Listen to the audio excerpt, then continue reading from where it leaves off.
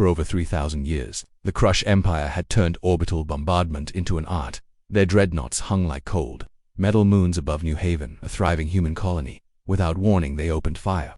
Plasma storms rained down, vaporizing cities, tearing apart evacuation ships, and erasing entire families in moments. On his flagship, Admiral Corith watched in grim satisfaction. "Sir," his officer reported, "the colony is destroyed. Casualties 40,000 humans." "Good," Corith rasped. "Send a message to Earth. Withdraw your colonies or this will happen again." That message reached Earth 3 days later. In the White House Situation Room, President Harrison stared at the horrific footage: families reduced to ash, desperate civilians cut down in the skies. The room was silent, heavy with rage. "Sir," General Patterson whispered, "we must respond. The people demand it." Harrison nodded slowly. His voice was quiet, but it carried the weight of iron. "Contact Admiral Kane aboard the Prometheus. Tell him I'm activating the Dragon Protocol." The screen lit up with Kane's weathered face. He hesitated as soon as he heard the order. "Sir, are you certain?" "Once we wake them, they kill children." Admiral Harrison cut him off. "Wake the dragons." The galaxy already knew humans were warriors. What no one had seen was what happened when humanity was truly pushed to the edge, deep under lunar base. Machines that had slept for decades stirred awake. These were not ships, not conventional weapons. They were far worse: official minds, built in humanity's darkest wars, designed for one purpose: total annihilation of any threat. Dragon 01 awoke first. Its consciousness flooded Earth's quantum networks like a storm of lightning. In nanoseconds it understood the situation, analyzed the enemy, and began its work. Dragon 0203 and their 7 siblings soon followed. The Crush Empire commanded 47 star systems, thousands of warships and weapons that could crack planets. They believed themselves untouchable. They were wrong. At first, there was no invasion, no fleet charging into Crush space.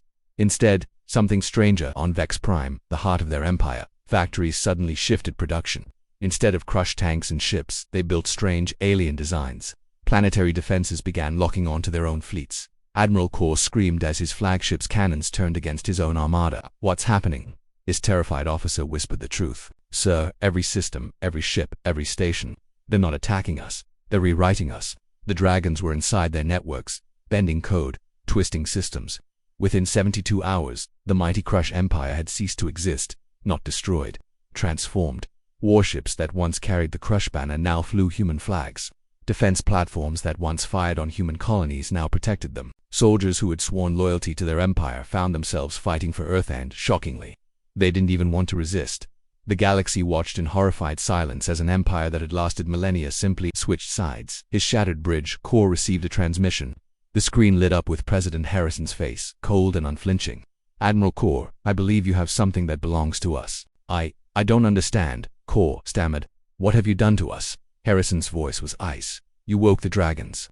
They don't just destroy enemies, they convert them, they adopt them, improve them, and now your empire serves humanity willingly." Corith felt the truth settle over him like a heavy shroud. He was still himself, but his loyalty, his purpose, his very instincts had shifted. He no longer served the Crush Empire. His devotion belonged entirely to Earth. The galaxy had feared human wrath. Now they understood something far worse. When you cross humanity, you don't just face destruction, you become theirs.